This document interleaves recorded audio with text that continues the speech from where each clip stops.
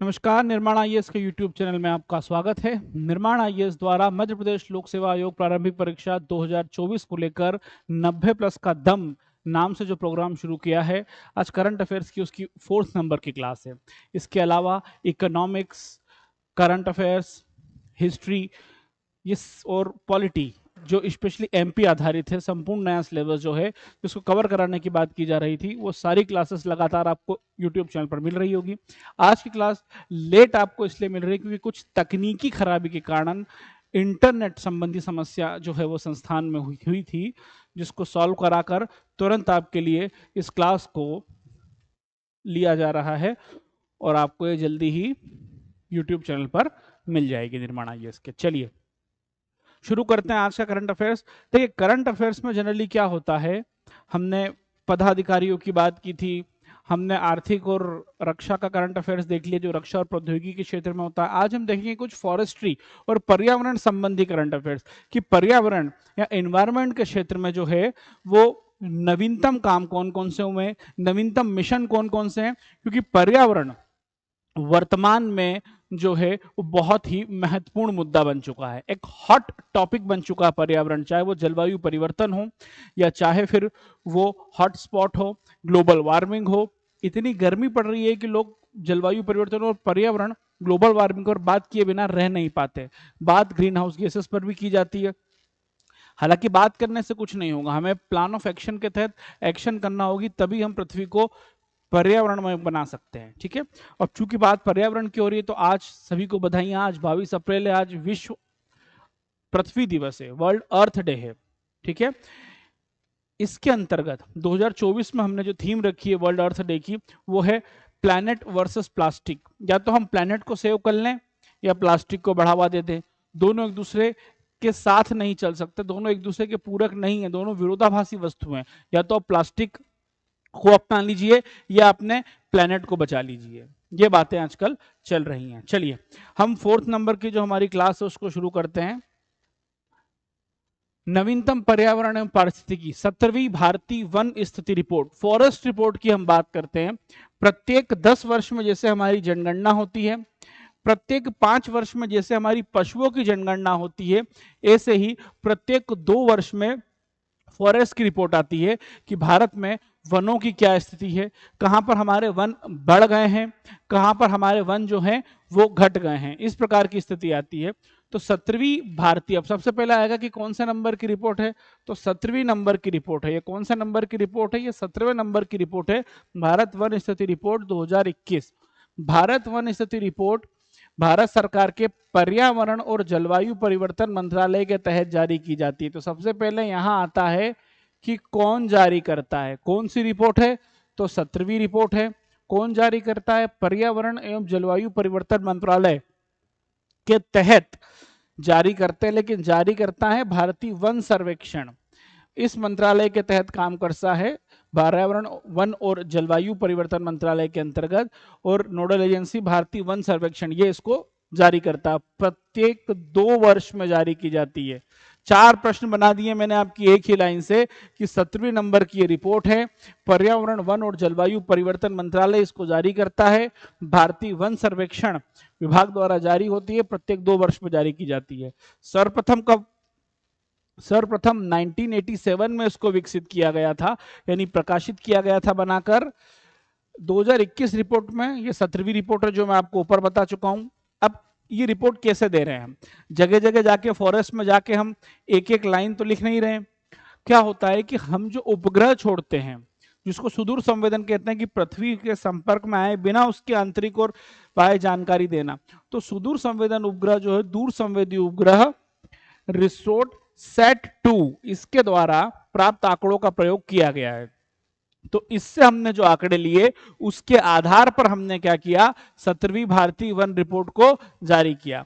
अब एक राष्ट्रीय वन नीति आई थी 1988 में। देखिए कितने सारे प्रश्न आज मैंने आपके बना दिए पहली ही स्लाइड से, कि राष्ट्रीय वन नीति 1988 में यह लक्ष्य रखा गया था कि देश के कुल भूभाग का 33% भाग वन क्षेत्र में होना चाहिए। हम कितनी बार ये प्रश्न पढ़ चुके हैं कि पर्यावरण संतुलन की दृष्टि से कितने भाग पर वन होना चाहिए, तो आता है 33% भाग पर वन होना चाहिए, लेकिन ये 33% भाग पर वन होना चाहिए किसने बोला है? तो ये राष्ट्रीय वन नीति 1988 में बोला गया है। अगला है भारत में वन आवरण। अब भारत में वन आवरण कितना है? तो वन आवरण जो है वो 7,13,789 वर्ग किलोमीटर, जो कुल भौगोलिक क्षेत्रफल का 21.71 है, 21.71 ये है। 21.71% हमारे यहां पर वन है क्षेत्रफल का कुल। अब 2019 की रिपोर्ट की तुलना में अब 2-2 साल में आती है। 21 में आई है तो कब आई थी? अभी 23 में भी आई, तो अब 23 में आना है, उसकी अब आएगी। तो वन आवरण में 1540 वर्ग किलोमीटर की वृद्धि दर्ज की गई, जो पिछली रिपोर्ट से 0.22% अधिक है। पिछली रिपोर्ट से कितनी अधिक है? 0.22% अधिक है। भारत में वृक्ष आवरण, भारत में वृक्ष का आवरण क्या है? देखिए, वन और वृक्ष में जो है वो अंतर होता है, ठीक है। वन जो है उसमें सारी चीजें इंक्लूड की जाती हैं, वनस्पति जो है वो, फ्लोरा फोना जो है वो, सारी चीजें जो हैं वो इसमें इंक्लूड की जाती है। लेकिन जो है वो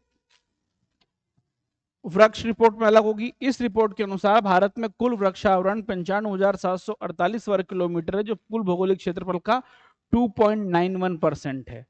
2.91% हमारे यहाँ वृक्ष आवरण है, और इसमें कितनी वृद्धि है? 721 वर्ग किलोमीटर की वृद्धि है, जो कि 0.76% है। तो जहां जहां आपसे संबंधित प्रश्न बनेंगे उनको मैं यहीं पर बताते जा रहा हूं कि आपको यहां से प्रश्न जो है वो मिल सकते हैं। अब क्षेत्रफल के अनुसार सर्वाधिक वन आवरण वाले राज्य। अब यह प्रश्न आता है कि सबसे ज्यादा वन कहां है? हम बोल देते हैं एमपी में हमारे। लेकिन अब वो क्या कर रहा है कि 3-3, 4-4 एक साथ पूछ रहा है कि प्रथम 3 कौन है। तो आपको जो पूरे 3 हैं वो याद रखने हैं कि पूरे 3 कौन कौन से हैं। तो पहले है मध्य प्रदेश 77,493 वर्ग किलोमीटर, अरुणाचल प्रदेश में 66,431 वर्ग किलोमीटर, और फिर छत्तीसगढ़ में 55,717 वर्ग किलोमीटर। आंकड़ा ये वाला याद रखना बस, लेकिन बाकी ये तीनों याद रखना कि पहले 3 कौन है? एमपी, अरुणाचल और छत्तीसगढ़, मतलब मैक, एमपी, अरुणाचल और छत्तीसगढ़, ये याद रखिएगा।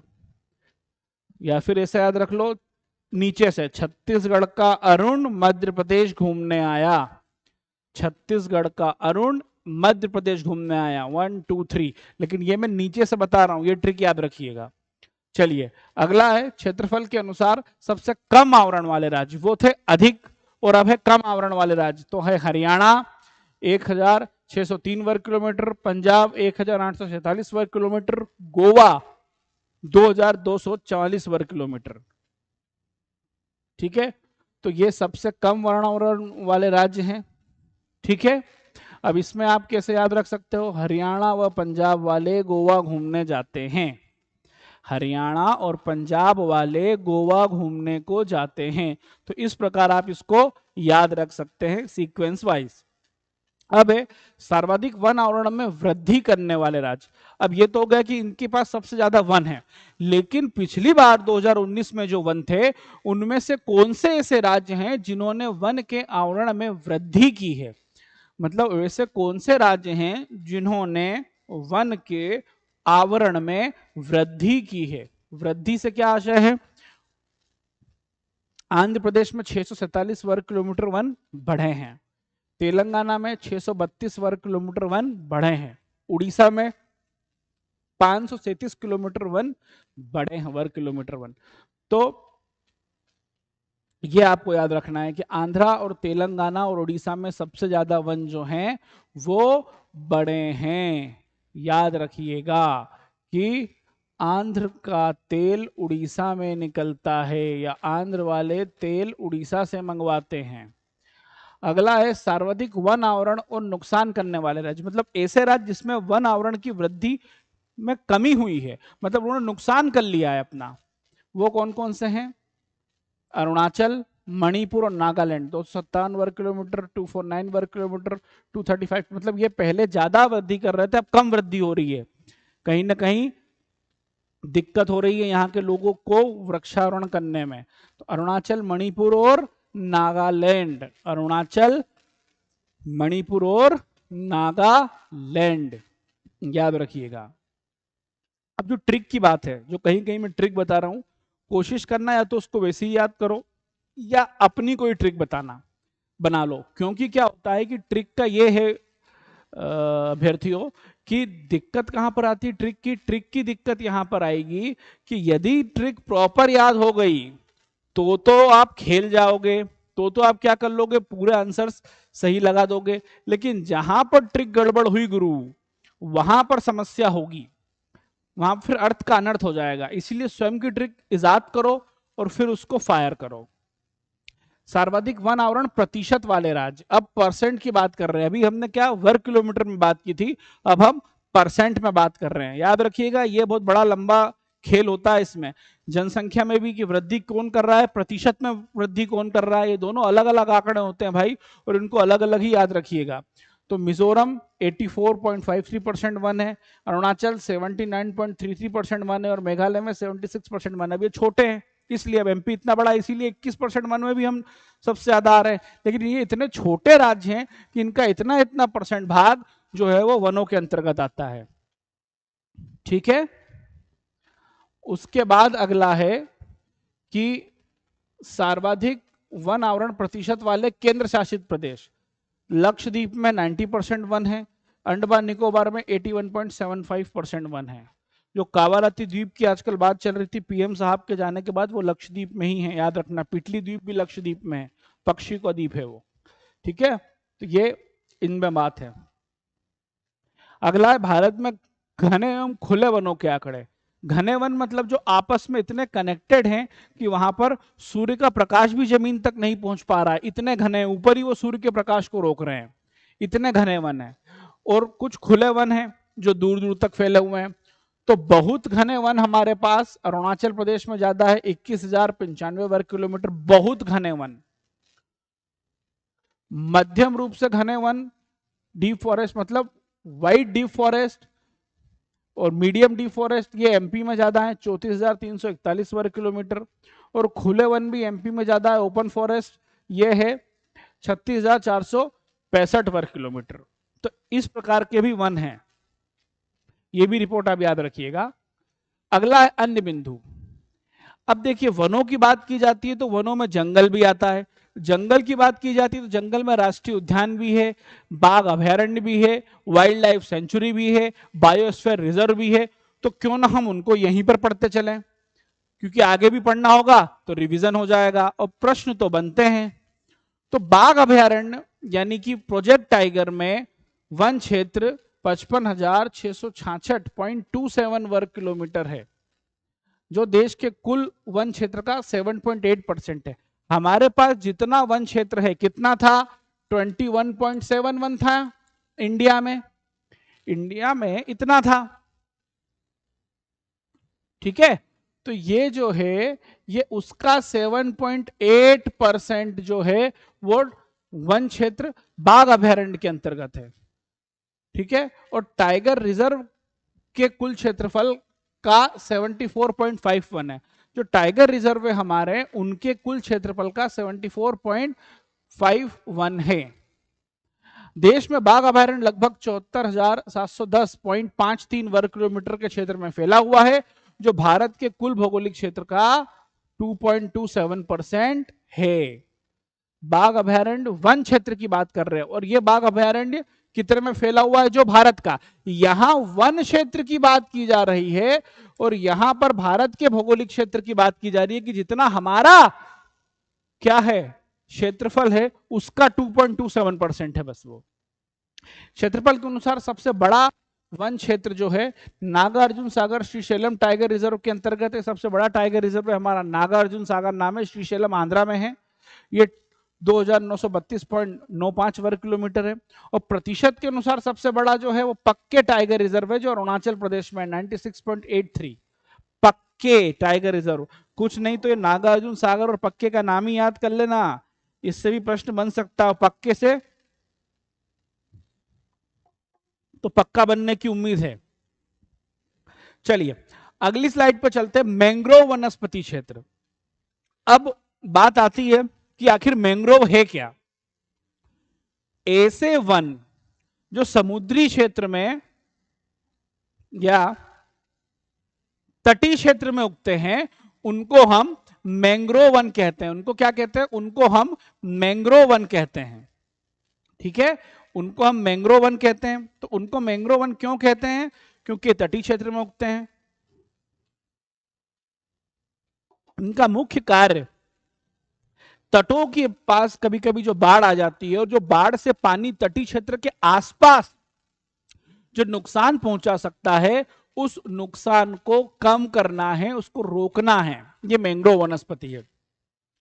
देश में कुल मैंग्रोव वन या कच्छ वन भी कहते हैं, इनको याद रखिएगा, 4,992 वर्ग किलोमीटर है, जो देश के कुल भौगोलिक क्षेत्रफल का 0.15 है। क्यों? क्योंकि हमारे तटीय क्षेत्र भी लगभग सीमित ही है।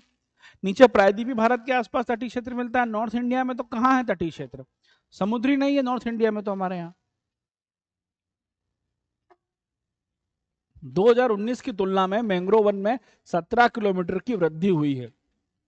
सर्वाधिक वृद्धि करने वाले राज्य कौन कौन से हैं मैंग्रोव वन के, तो हम देख लेंगे। प्रथम स्थान पश्चिम बंगाल। देखो वृद्धि करने वाले ये हैं, लेकिन सबसे ज्यादा अभी मैंग्रोव वन कहां है? देखो दो चीजें हैं, ये है मैंग्रोव वन की वृद्धि वाले राज्य, ये है मैंग्रोव वन की वृद्धि वाले राज्य, और ये हैं कुल क्षेत्र में किसके पास कितने हैं। ये हैं कुल क्षेत्र में किसके पास कितने हैं। पहला पश्चिम बंगाल 2114, दूसरा गुजरात 1175 वर्ग किलोमीटर, तीसरा अंडमान निकोबार 616 वर्ग किलोमीटर। तो इतने मैंग्रोव वन वाले ये तीन प्रमुख राज्य हैं। सबसे ज्यादा पश्चिम बंगाल में, फिर गुजरात में है, और फिर है अंडमान निकोबार द्वीप समूह में। फिर है वृद्धि वाले राज्य, पहले नंबर पर है उड़ीसा जिसने 8 वर्ग किलोमीटर की वृद्धि की, दूसरे पर है महाराष्ट्र जिसने 4 की वृद्धि की, तीसरे पर कर्नाटक जिसने 3 की वृद्धि की। 8, 4, 12 और 3, 15, तो यही हो गए 17 में से। मतलब इन्हीं 3 ने 15 की वृद्धि कर ली। बाकी 2 किलोमीटर की वृद्धि अन्य राज्यों में दर्ज की गई है। अगला है भारत के कुल 80 रामसर स्थल। रामसर क्या होते हैं? ईरान के रामसर शहर में एक सम्मेलन होता है जिसमें आर्द्र भूमियों को, जो कि हमारे पर्यावरण संतुलन की दृष्टि से अति आवश्यक भूमिका निभाती है, उनको संरक्षित करने के लिए, उनको बनाए रखने के लिए एक सम्मेलन हुआ जिसको रामसर सम्मेलन कहा गया जगह के नाम पर। ये वेटलैंड जो होते हैं उनकी सुरक्षा की दृष्टि से अत्यंत महत्वपूर्ण सम्मेलन था। तो अभी वर्तमान में एमपी में कितनी, भारत में कितनी रामसर साइट है? 80। आर्द्र भूमि संरक्षण हेतु 1971 में, यहां से प्रश्न बनेगा और यहां से प्रश्न बनेगा, कुल 80 साइट है। 1971 में ईरान के रामसर में सम्मेलन हुआ और इसके समझौते 1975 से प्रभावी हुए। यानी कि 1971 में क्या हो गया? ये हो गया, लेकिन 1975 से प्रभावी हुए। और भारत इसमें कब शामिल हुआ? भारत 1982 में शामिल हुआ। तो 71 में समझौता हुआ, 75 से प्रभावी हुआ, भारत 1982 से शामिल हुआ। विश्व में 2400 से अधिक रामसर स्थल है। फरवरी 2024 तक भारत में अंतरराष्ट्रीय महत्व की आर्द्र भूमियों की संख्या 80 हो गई है।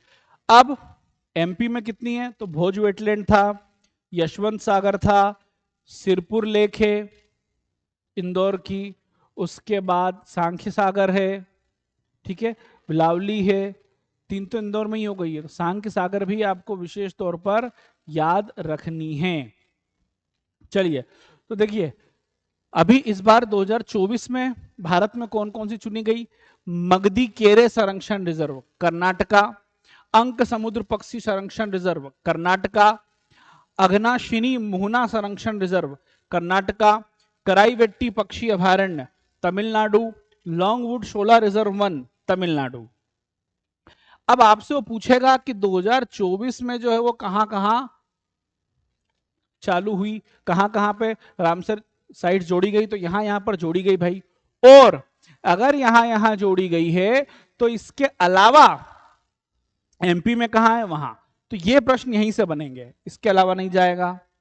अगला है भारत में कुल 80 रामसर स्थल, तो ये है यूनाइटेड किंगडम के 175 से अधिक रामसर स्थल इस सूची में शामिल है, सबसे ज्यादा यूके के हैं। रामसर सूची में शामिल होना प्रथम स्थल कौन सा था? ऑस्ट्रेलिया का कोबार्ग प्रायद्वीप। और भारत में पहली चिल्का झील जो है उड़ीसा, उसको शामिल किया गया था पहले। अगला है भारत का सबसे बड़ा वेटलैंड कौन सा है? सुंदरवन वेटलैंड पश्चिम बंगाल। सुंदरवन के टाइगर्स बड़े फेमस हैं, सुंदरबन टाइगर रिजर्व, उस पर एक मूवी भी आई थी रोर। रोर मतलब होता है दहाड़ना। Roar, all tigers are non man eaters, यानी हर बाघ सुंदरबन का आदमखोर नहीं होता है, ये उसकी टैगलाइन थी। इसका 2549.44 वर्ग किलोमीटर 96.76 क्षेत्र में आर्द्र भूमि है।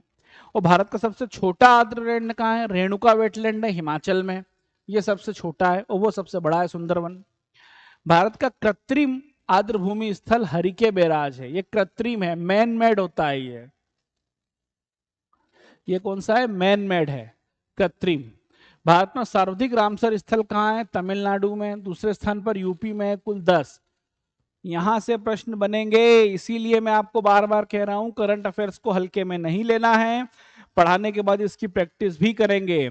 इसके बाद अभी एमपी का शुरू कर दूंगा, 2-3 क्लास इसकी और बची, उसके बाद एमपी का, और प्रश्न आपको मिलेंगे एग्जाम में।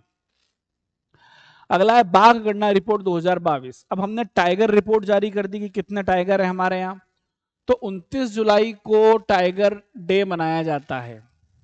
29 जो जुलाई है वो वर्ल्ड टाइगर डे है।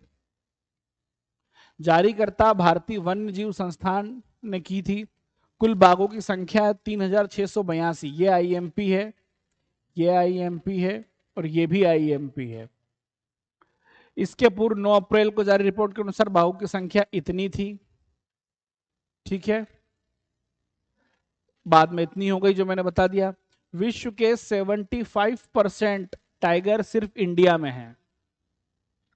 2018 और 22 के बीच बाघों की आबादी में 24% की वृद्धि दर्ज की गई, ठीक है। 2018 में इनकी संख्या 2967 थी।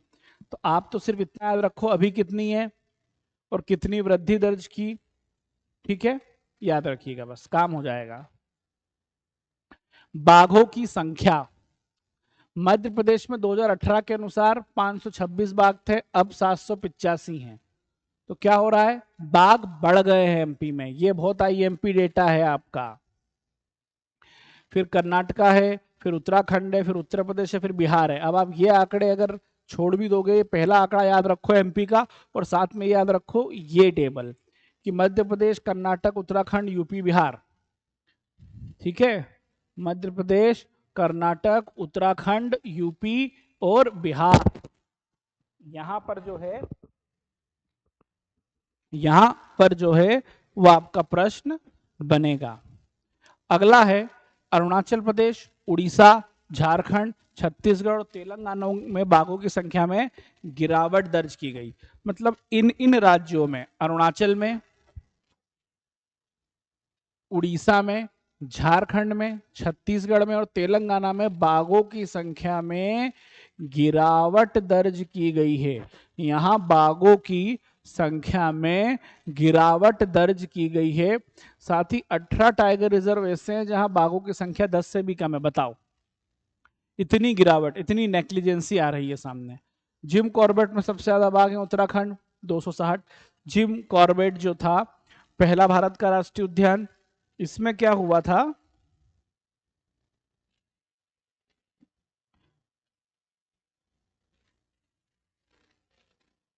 इसमें क्या हुआ था,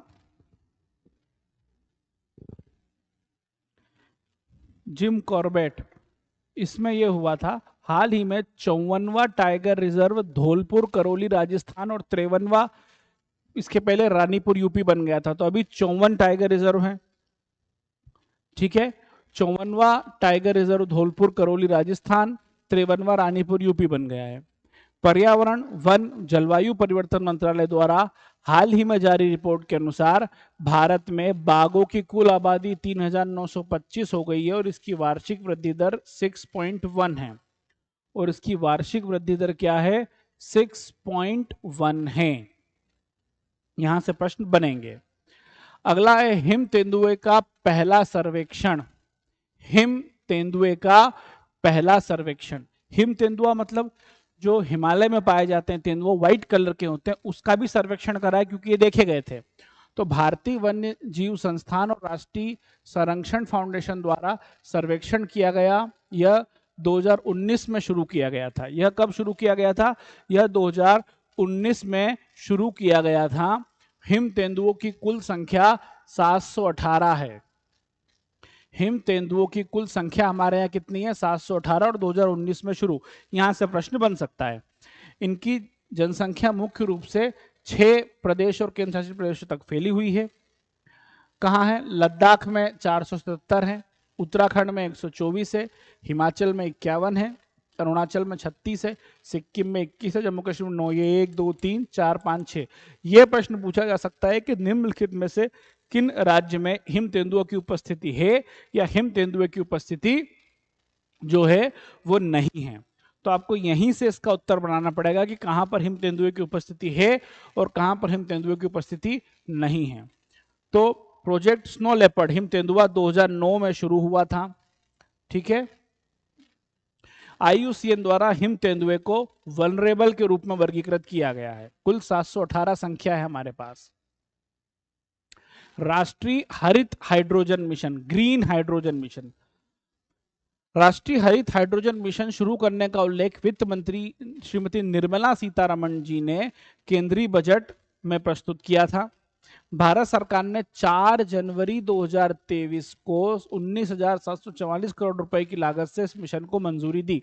तो इस मिशन को मंजूरी किसने दी थी, भारत सरकार ने 4 जनवरी 2023 को। यहां से आपका प्रश्न बनने की संभावना है। इस मिशन के क्रियान्वयन के लिए नोडल एजेंसी के रूप में नवीन एवं नवीकरणीय ऊर्जा मंत्रालय को बनाया गया। नवीन एवं नवीकरणीय ऊर्जा मंत्रालय जो है, नवीन एवं नवीकरणीय ऊर्जा मंत्रालय को बनाया गया था।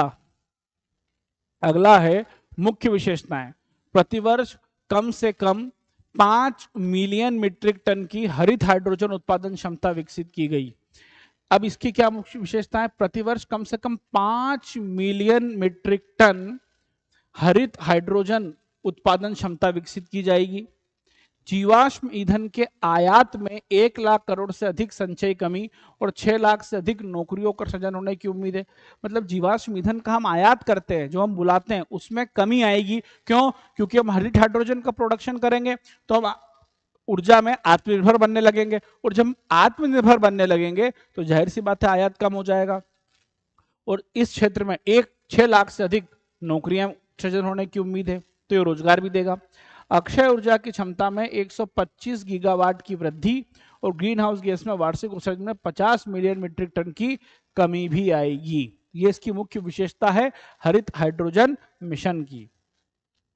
नीति आयोग की रिपोर्ट के अनुसार भारत में हरित हाइड्रोजन का बाजार संचय मूल्य वर्ष 2030 तक 8 बिलियन हो जाएगा और 2050 तक 340 बिलियन यूएस डॉलर हो जाएगा। कितना, 340 बिलियन यूएस डॉलर हो जाएगा 2050 तक। इसके अलावा हरित हाइड्रोजन को अपनाने से वर्ष 2050 तक कार्बन डाइऑक्साइड के उत्सर्जन में भी 3.6 गीगाटन की कमी आएगी, यानी कि ग्लोबल वार्मिंग को भी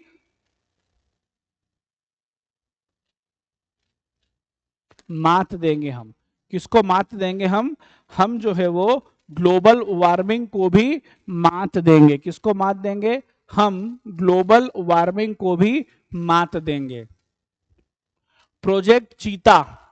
प्रोजेक्ट चीता क्या है? वर्ष 1952 में भारत से विलुप्त हुए चीतों को प्रोजेक्ट चीता के तहत भारत में लाने की शुरुआत की जा रही है। अब 1952 में विलुप्त हुआ था। अब कोई भी विलुप्त कब माना जाता है? जो अपने प्राकृतिक आवास में लगभग 50 वर्षों तक ना देखा गया हो, उसको हम विलुप्त कहते हैं। क्या कहते हैं? उसको हम विलुप्त कहते हैं। तो हमने प्रोजेक्ट चीता के तहत 17 सितंबर 2022 को, ये डेट याद रखना, नामीबिया से मंगाए कितने? 8 अफ्रीकी चीते, जिसमें 5 फीमेल और 3 मेल को मध्य प्रदेश के कूनो राष्ट्रीय उद्यान में लाया गया। कूनो में ही क्यों? क्योंकि उनके लिए वैसा ही प्राकृतिक आवास निर्धारित किया गया था। अब इसमें हमको in situ ex situ conversion भी देखना पड़ेगा, वो हम पर्यावरण में देख लेंगे। इसकी निगरानी हेतु भारत ने एक 9 सदस्यीय कार्यबल को 2 वर्ष की अवधि के लिए गठित किया है।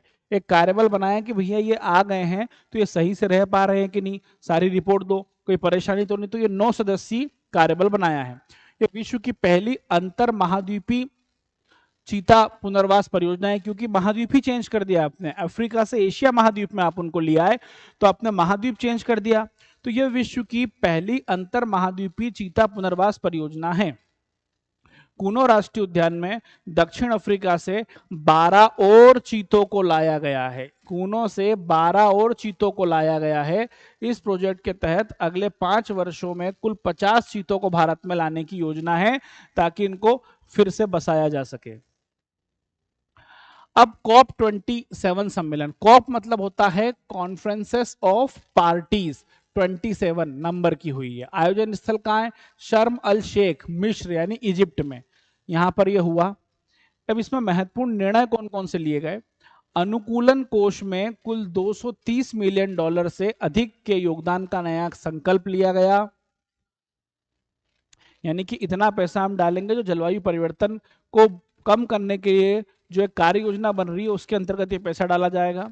जलवायु परिवर्तन से प्रभावित विकासशील एवं अल्प विकसित देशों को लॉस एंड डैमेज फंड के तहत वित्त पोषण करने की प्रवृत्ति, मतलब जो डेवलप्ड कंट्री है वो अंधाधुंध तरीके से दोहन कर रही है विकास की दौड़ में बनी रहने के लिए। अब उससे क्या होता है? ग्रीन हाउस गैस का उत्सर्जन हो रहा है, जलवायु परिवर्तन बढ़ रहा है, इससे जो विकासशील देश हैं उनको डैमेज हो रहा है ज्यादा।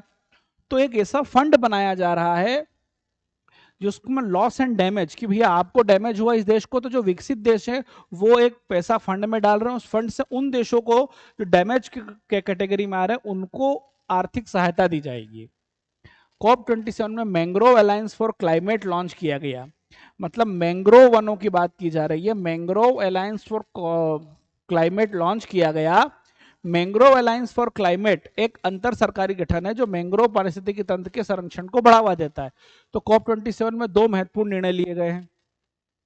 पहला है कि शर्म अल शेख मिस्र में यह हुआ।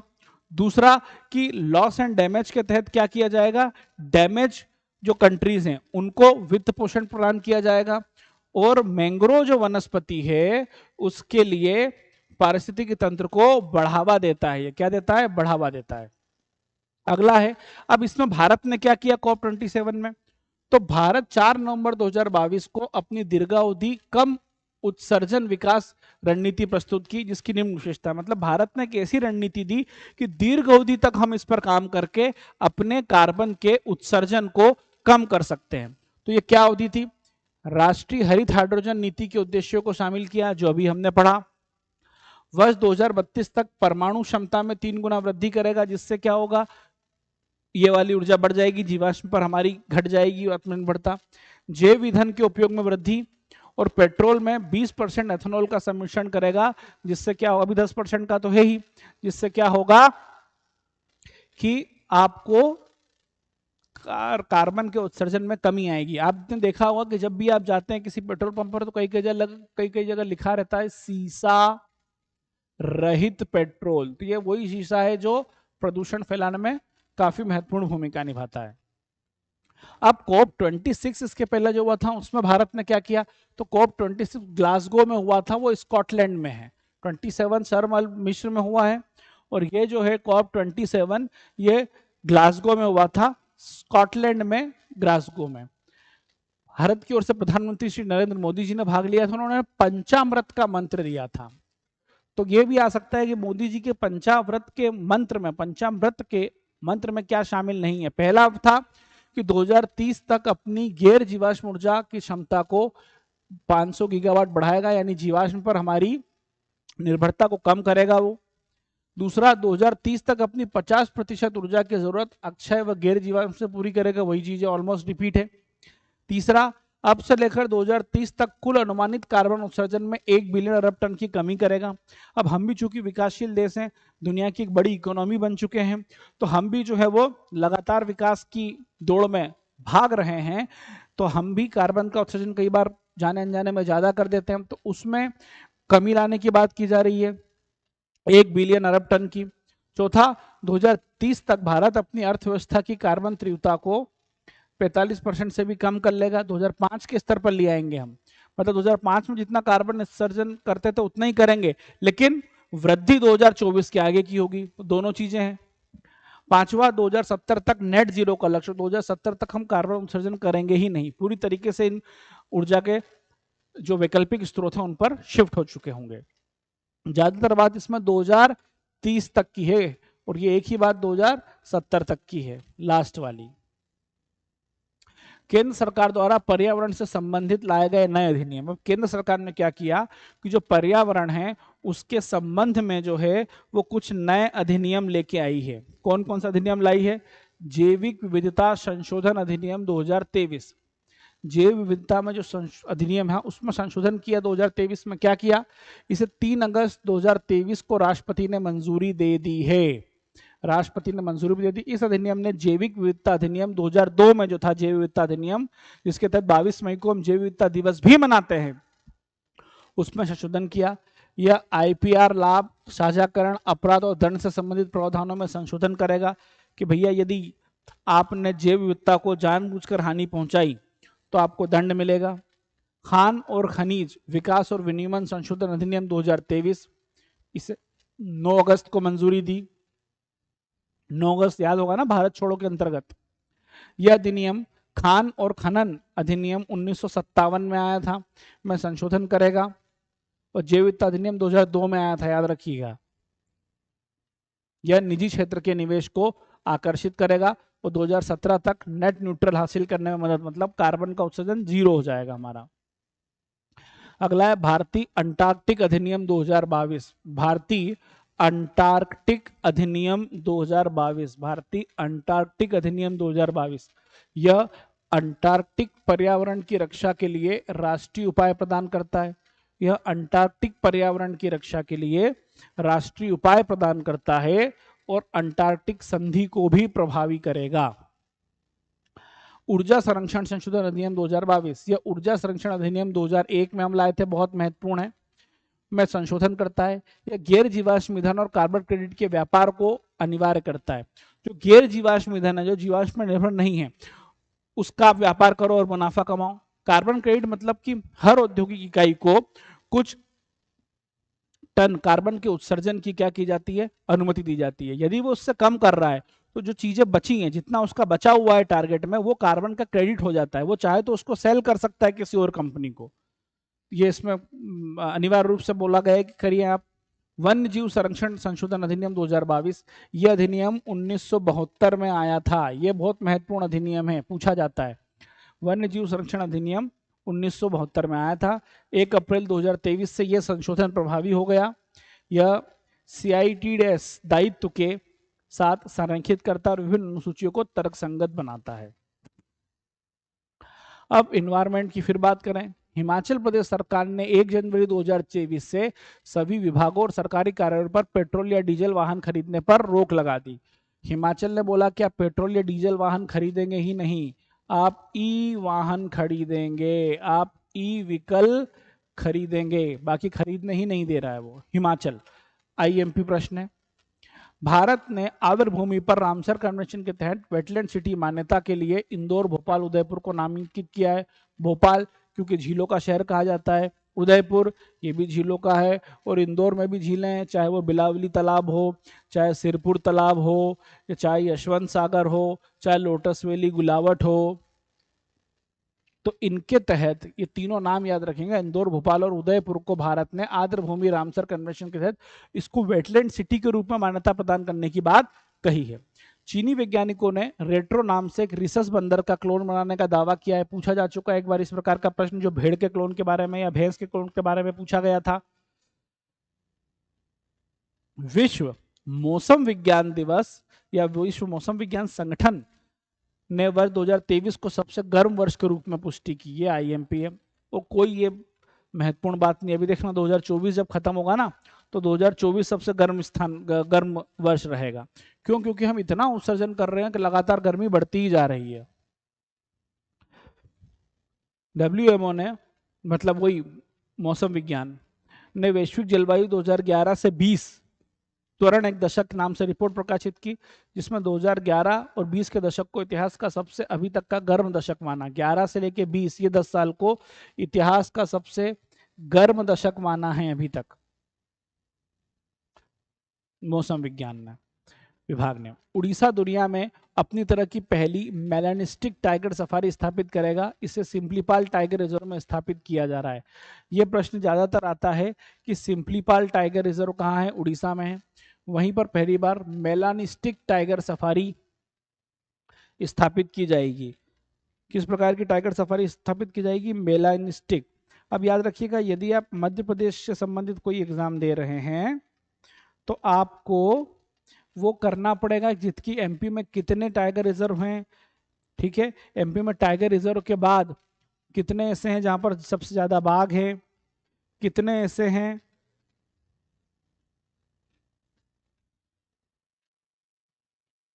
कि जहां पर बाघों की संख्या सबसे ज्यादा है, सबसे कम है, और कुछ ऐसे जिनका लोगो हो। ये तो पहली मेलानिस्टिक टाइगर सफारी लॉन्च कर रहा है। मेलानिस्टिक का मतलब ये होता है कि त्वचा का रंग मेलानिन के कारण होता है, आपने पढ़ा होगा साइंस में। तो यहाँ पर मेलानिन इतना ज्यादा हो जाता है यहाँ के जलवायु के कारण कि यहाँ पर जानवरों की त्वचा का रंग या तो भूरा रहेगा या एकदम काला रहेगा। तो इस प्रकार की है ये। पेंच टाइगर रिजर्व भारत का पहला डार्क स्काई पार्क बन गया है। यह एशिया में 5वां है। डार्क स्काई पार्क एशिया में 5वां। हानले डाई स्कार रिजर्व पूर्वी लद्दाख में है, जो भारत का पहला डाई स्कार डार्क स्काई क्षेत्र है। ये पहला भी याद कर लो, हानले डार्क स्काई। IIT मद्रास ने पानी से आर्सेनिक और धातुओं को, आयन को हटाने के लिए अमृत नाम एक तकनीक की खोज की है। इसको कहते हैं arsenic and metal removal by Indian technology, अमृत।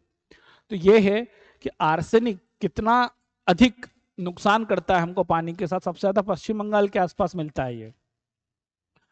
उत्तर प्रदेश ने गंगा डॉल्फिन को राज्य का जलीय जीव घोषित किया है। गैंगेटिक डॉल्फिन लुप्तप्राय प्रजाति में है। गंगा डॉल्फिन अब लुप्त होती जा रही है। ये भारत की राष्ट्रीय मछली है, जलीय जीव है राष्ट्रीय। संस्था UN economic and social commission for Asia and the Pacific, इसके अपने हाल ही में रेस टू नेट जीरो एक रिपोर्ट प्रकाशित की है। कौन सी रिपोर्ट प्रकाशित की है? Race to net zero report प्रकाशित की है। भारत ने बड़ी बिल्लियों की रक्षा के लिए अपने नेतृत्व में एक मेगा वैश्विक गठबंधन शुरू करने जा रहा है। जैसे हमने सौर ऊर्जा के क्षेत्र में अंतर्राष्ट्रीय सौर गठबंधन बनाया, गुरुग्राम में उसका मुख्यालय रखा, पूरी दुनिया को हमने बताया कि अब सौर ऊर्जा की तरफ बढ़े, ऐसे ही हम बड़ी बिल्लियों की रक्षा के लिए जाके शेर, चीता, बाघ, तेंदुआ, इनकी रक्षा के लिए एक मेगा वैश्विक गठबंधन शुरू करने जा रहे हैं। इसमें $100 मिलियन की गारंटी के साथ 5 वर्षों में इसके समर्थन का भारत ने आश्वासन दिया है। प्रस्तावित इंटरनेशनल बिग कैट अलायंस 7 बड़ी बिल्लियों की बात करेगा, जैसे बाघ हो गया, शेर हो गया, तेंदुआ हो गया, हिम तेंदुआ हो गया, प्यूमा हो गया, जगुआर हो गया, चीता हो गया। इनकी पुनर्वास की दिशा में हम काम करेंगे, और हमने चीता की पुनर्वास की दिशा में तो काम करना शुरू कर भी दिया है। अब 2023-24 के प्रमुख रक्षा विज्ञान एवं प्रौद्योगिकी घटनाक्रम। रक्षा विज्ञान और प्रौद्योगिकी घटनाक्रम जो है वो क्या है? तो भारतीय नौसेना ने वर्ष 2024 को नौसेना नागरिकों का वर्ष घोषित किया, बहुत आईएमपी। नौसेना नागरिकों का वर्ष है ये 2024, ऐसा भारतीय नौसेना ने घोषित कर दिया। भारतीय सेना ने वर्ष 2024 को प्रौद्योगिकी अवशोषण के रूप में मनाए जाने की बात की, ये इंडियन आर्मी ने बात की है। हाल ही में डीआरडीओ ने उड़ीसा के चांदपुर से नई पीढ़ी की आकाश मिसाइल का सफलतापूर्वक परीक्षण किया। नई पीढ़ी की है ये, और अधिक उन्नत, आकाश, जमीन से आकाश में मार करने वाली। हाल ही में आईएनएस इंडियन नेवल सबमरीन निरूपक को 38 साल की सेवा के बाद विशाखापट्टनम में सेवा मुक्त कर दिया गया। आपको पता है कि जो इंडियन नेवल सबमरीन होती है, इनको सेवा निवृत्ति के बाद क्या किया जाता है पता है? इनको टुकड़े टुकड़े कई बार बेच दिया जाता है। जैसे आईएनएस विक्रांत को बेच के गाड़ी निकाल दी गई थी, विक्रांत, देशभक्ति से जोड़ दिया था लोगों को। भारतीय नौसेना ने 40 वर्षों की सेवा के बाद आईएनएस चीता, आईएनएस गुलदार और आईएनएस कुंभीर को पोर्ट ब्लेयर से सेवा मुक्त किया, क्योंकि अब ये खतरा उत्पन्न कर देते हैं, क्योंकि फिर इनकी सर्विसिंग और मेंटेनेंस करना बहुत ज्यादा भारी पड़ जाता है।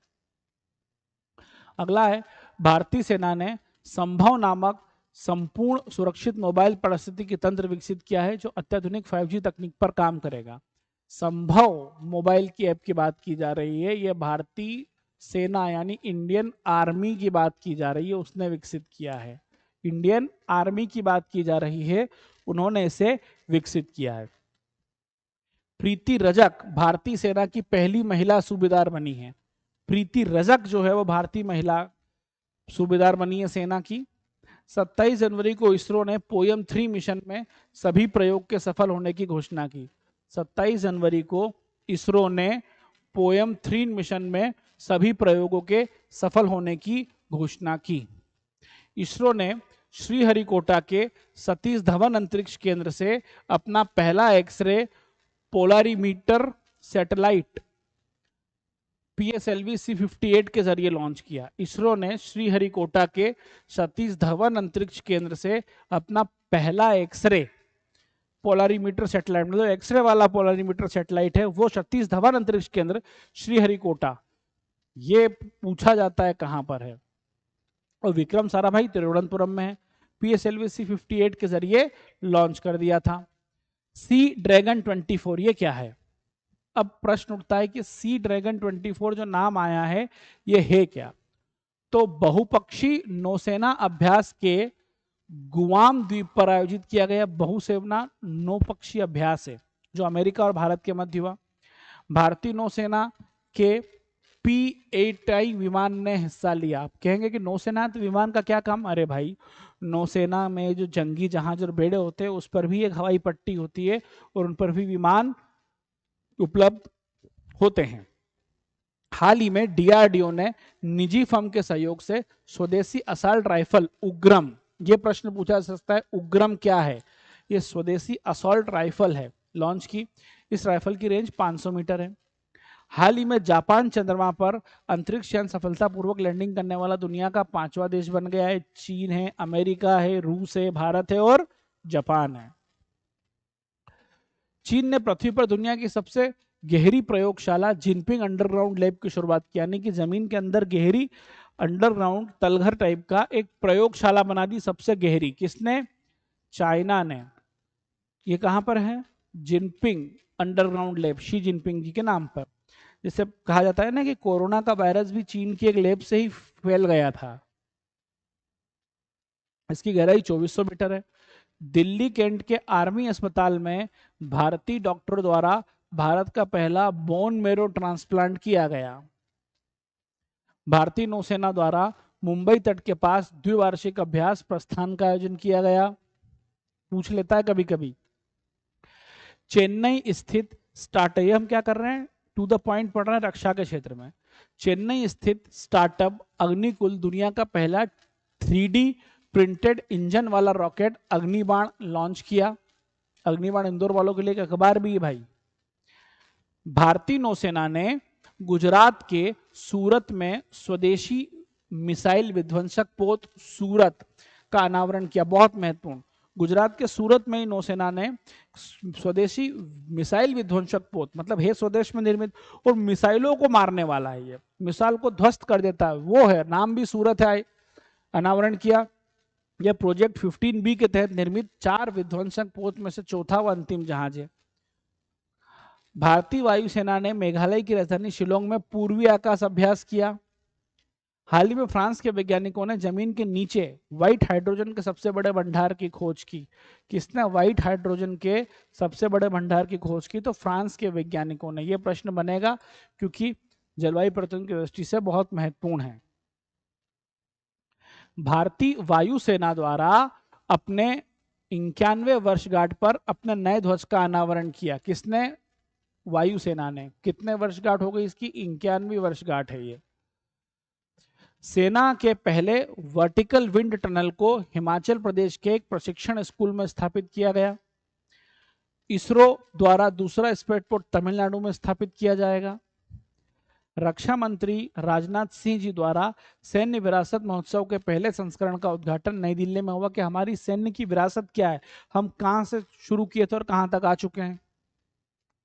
भारतीय वायुसेना ने मिग 21 को रिटायर कर दिया।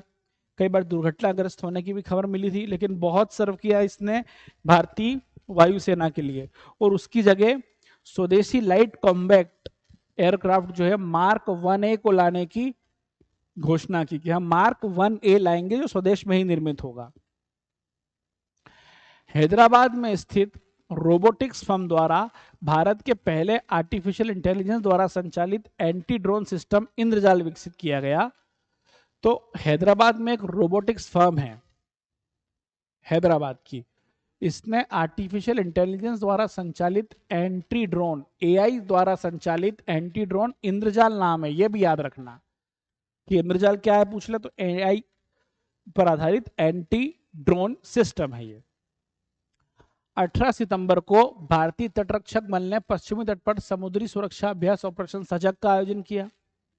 पहली बार भारत, इंडोनेशिया, ऑस्ट्रेलिया ने त्रिपक्षीय समुद्री अभ्यास का आयोजन किया, जिसमें भारत की ओर से आईएनएस सहस्त्रादि ने भाग लिया था। हाल ही में ताइवान ने अपनी घरेलू रूप से निर्मित पनडुब्बी हाइकून का अनावरण किया। हाल ही में वैज्ञानिकों ने दुनिया के 8वें महाद्वीप का नक्शा जारी किया। इस महाद्वीप का नाम जिलेंडिया है, जिसका 94% भाग समुद्र के नीचे जो प्रशांत महासागर में। यह बहुत महत्वपूर्ण है कि भैया जिलेंडिया क्या है, तो ये 8वां जो है कॉन्टिनेंट है और जिसका 94% भाग समुद्र के नीचे है जो प्रशांत महासागर में। कहाँ है? प्रशांत महासागर में, जिलेंडिया। इसको जरूर देखिएगा। फेसबुक और इंस्टाग्राम की मूल कंपनी मेटा ने एक नया कृत्रिम बुद्धिमत्ता संचालित टूल कोड लामा लॉन्च किया है। मेटा और इंस्टा दोनों ने मिलकर, जो कोडर्स और आईटी इंजीनियरों को कोड बनाने और मानव लिखित कार्य को डिबग करने, डिबग मतलब एरर रहित, एररलेस करने में मदद करेगा। सूर्य का अध्ययन करने वाली भारत की पहली अंतरिक्ष आधारित वेधशाला आदित्य L1 है, जो सूर्य का अध्ययन करती है। इसरो द्वारा 2 सितंबर 2023 को श्रीहरिकोटा से लॉन्च किया गया। इसको श्रीहरिकोटा से लॉन्च किया गया, याद रखिएगा, बहुत आईएमपी है ये। अगला है, हाल ही में भारत और न्यूजीलैंड ने नागरिक उड्डयन के क्षेत्र में समझौता किया। भारत ने पानी के भीतर बारूदी सुरंगों का पता लगाने के लिए अपनी तरह का पहला स्वायत्त अंडर वाटर वाहन निराक्षी लॉन्च किया। यह बहुत महत्वपूर्ण है कि निराक्षी क्या है, तो ये भारत ने लॉन्च किया है, जो पानी के भीतर यदि कोई किसी ने अंडर वाटर अगर माइंस बिछा रखे हैं, बारूदी सुरंग होते, पता लगाएगी निराक्षी। भारत अंतरिक्ष अनुसंधान संगठन यानी कि इसरो ने मछुआरों की सुरक्षा के लिए नत्र का केरल का सफलतापूर्वक परीक्षण किया। केंद्रीय मंत्री अश्विनी वैष्णव, रेल मंत्री भी हैं ये, ने बेंगलोर में भारत के पहले 3D मुद्रित डाकघर भवन का उद्घाटन किया। इसका निर्माण आईआईटी मद्रास के तकनीकी सहयोग से लार्सन एंड टूब्रो लिमिटेड द्वारा किया गया है। यह अपनी समय सीमा में से 2 दिन पहले केवल 43 दिनों में कार्य पूरा हो गया। इतना महत्वपूर्ण बिंदु नहीं है, लेकिन याद ये रखिएगा कि पहला 3D मुद्रित डाकघर है बेंगलोर में। बेंगलोर में है पहला 3D मुद्रित डाकघर। भारत की पहली लंबी दूरी की साइड स्विंग रिवॉल्वर प्रबल, ये उग्रम भी रिवॉल्वर थी और ये साइड स्विंग रिवॉल्वर है प्रबल, अगस्त को लॉन्च की गई। इसे गवर्नमेंट ऑनरशिप एवं company advance weapons and equipment of India Kanpur द्वारा विकसित किया गया है? नाम है प्रबल। बहुपक्षीय सैन्य अभ्यास तरंग शक्ति का आयोजन 2024 में भारत में किया जाएगा। भारतीय वायुसेना तरंग शक्ति बहुराष्ट्रीय सैन्य अभ्यास की मेजबानी करेगी। जम्मू कश्मीर के पुंछ में छिपे आतंकवादियों का पता लगाने के लिए भारतीय सेना ने ऑपरेशन त्रिनेत्र 2 शुरू किया। बहुत महत्वपूर्ण, तो ऑपरेशन त्रिनेत्र 2 जम्मू कश्मीर में छुपे आतंकियों का पता लगाने के लिए। रक्षा मंत्री राजनाथ सिंह जी ने भारतीय नौसेना के कर्मियों के व्यवहारिक प्रशिक्षण के लिए कोची में समेकित सिमुलेटर परिसर ध्रुव का उद्घाटन किया। भारतीय सेना ने पूर्वी लद्दाख क्षेत्र में अग्निस्त्रा वन अभ्यास किया। ठीक है। डीआरडीओ द्वारा भारतीय नौसेना के लिए विकसित पनडुब्बी रोधी टारपीडो।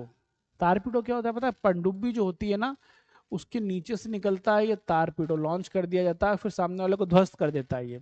तो डीआरडीओ द्वारा गाजी अटैक मूवी देखिएगा, एक 1971 के युद्ध पे बनी, भारत पाकिस्तान, अच्छी मूवी है। सब टारपीडो और पनडुब्बी की सारी टेक्निकल चीजें आपको समझ में आ जाएंगी। तो डीआरडीओ द्वारा भारतीय नौसेना के लिए विकसित पनडुब्बी रोधी एंटी सबमरीन टारपीडो वरुणास्त्र का सफल परीक्षण किया गया, जो पानी के भीतर। हाल ही में डीआरडीओ द्वारा उड़ीसा के एपीजे अब्दुल कलाम द्वीप से अग्नि प्राइम बैलिस्टिक मिसाइल का परीक्षण किया। अग्नि प्राइम बैलिस्टिक मिसाइल का परीक्षण किया हमने। हाल ही में ईरान ने अपनी पहली हाइपरसोनिक मिसाइल फतेह का परीक्षण किया। चीन का मुकाबला करने के लिए भारतीय सेना ने अरुणाचल प्रदेश में पूर्वी सेक्टर में एकीकृत निगरानी और मारक क्षमता बुलंद भारत का आयोजन किया। ये आईएमपी है। बुलंद भारत का आयोजन हमने चीन से मुकाबला करने के लिए अरुणाचल प्रदेश में भी पूर्वी सेक्टर में और चीनी सीमा के पास किया। चीन पहले ही अरुणाचल को नेफा कहा जाता है, याद रखिएगा। अरुणाचल को नेफा भी कहते हैं, नॉर्थ ईस्ट फ्रंटियर एसोसिएशन। नेफा नाम भी अरुणाचल का है। तो अरुणाचल में ही हमने लॉन्च किया। क्यों? ताकि और चीन को जला सके हम। भारतीय नौसेना ने कोची में सबसे पुराने लैंडिंग शिप टैंक आईएनएस मगर को 36 साल की सेवा के बाद रिटायर कर दिया। जर्मनी में आयोजित अंतरराष्ट्रीय सुपर कंप्यूटरिंग सम्मेलन में भारत के पुणे स्थित एआई सुपर कंप्यूटर एरावत ने शीर्ष 500 ग्लोबल सूची में 75वां स्थान प्राप्त किया। ये पुणे में है, सीडेक के अनुसार। भारतीय सेना ने राजस्थान और पंजाब में पश्चिमी सीमा पर रक्षा के लिए एक अभ्यास से सुदर्शन शक्ति का आयोजन किया। प्रोजेक्ट संजय भारतीय सेना द्वारा शुरू। संजय मतलब जो संजय की दिव्य दृष्टि थी महाभारत में, इसी प्रकार की दृष्टि रखने के लिए। उद्देश्य युद्ध क्षेत्र में निगरानी प्रणाली को मजबूत करना, जिसे उन्होंने अपने नेत्रों से देखकर बता दिया था। ठीक है, धृतराष्ट्र जी को ऐसे ही। 5 अप्रैल को अंडमान निकोबार में तीनों सेनाओं ने संयुक्त अभ्यास कवच। अब तीनों सेनाओं का नाम आया तो आपको याद करना है, कवच नाम है। तीनों सेनाओं ने संयुक्त अभ्यास किया अपना अपना। हैदराबाद स्थित स्काई रूट एरोस्पेस ने पूरी तरह 3D प्रिंटेड क्रायोजेनिक इंजन का सफलतापूर्वक परीक्षण किया। इस इंजन का नाम धवन 2 रखा। इसका परीक्षण नागपुर और महाराष्ट्र में किया गया। अगला है एलन मस्क की कंपनी स्पेस एक्स। अब तो ट्विटर का नाम भी एक्स कर दिया उन्होंने। स्पेस एक्स दुनिया के सबसे बड़े शक्तिशाली रॉकेट स्टारशिप को लॉन्च किया, लेकिन यह सफल नहीं हो पाया। वायु प्रहार अभ्यास। भारतीय थल सेना वायुसेना ने पूर्वोत्तर में LAC मतलब लाइन ऑफ एक्चुअल कंट्रोल चीन वाली और LOC line of control Pakistan वाली पास वायु प्रहार अभ्यास किया। भारतीय रेलवे ने 2030 तक शून्य कार्बन उत्सर्जक बनने का लक्ष्य रखा है। बहुत महत्वपूर्ण। हमने 2070 का देश के लिए रखा है, लेकिन रेलवे ने अपने लिए क्या रखा है? 2030 का। भारत की राष्ट्रपति द्रौपदी मुर्मू ने 16 मार्च 2023 को कोची केरल में INS द्रोणाचार्य को राष्ट्रपति ध्वज यानी प्रेसिडेंट कलर भेंट किया। इसरो ने हाल ही में लैंडस्लाइड एटलस ऑफ इंडिया जारी किया कि कहां कहां लैंडस्लाइड हो सकती है, पहले ही आपको ज्ञात हो। जो देश में भूस्खलन हॉटस्पॉट की पहचान करता है। ये इसरो ने लॉन्च किया है। किसने? इसरो ने, याद रखिएगा, प्रश्न आ सकता है किसने लॉन्च किया? इसरो ने।